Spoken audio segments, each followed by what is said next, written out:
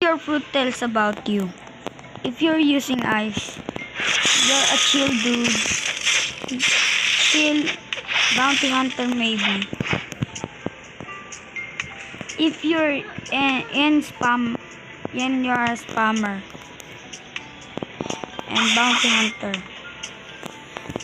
If you have part 1, and if you have a kitsune, you're a griefer or just a chill dude, and then sea beast hunting in the second sea, third sea, or leviathan hunting, and then you're a spammer too.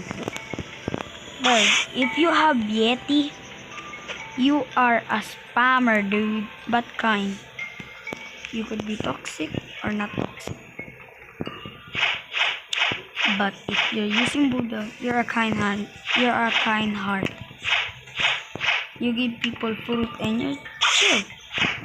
And if you're light fruit user, man, tell me about you.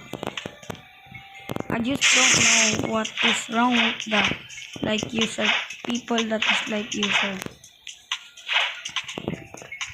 Sometimes they could be kind.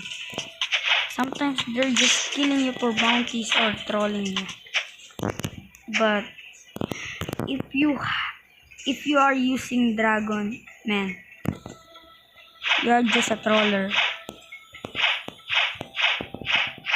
But if you are using what is the name again? No. If you are using T-Rex, you just want to be a T-Rex, man. I don't have anything to tell you about that. But if you are a flipping YouTuber, no, just kidding. But if you are an blade fruit user, and you're the most hardest person to fight if they said only using swords and then with aura. Yeah. And then if you have a flip, if you're using a flipping racket, you're a beggar. Spin burger. Smoke, good for grinding. You're a grinder.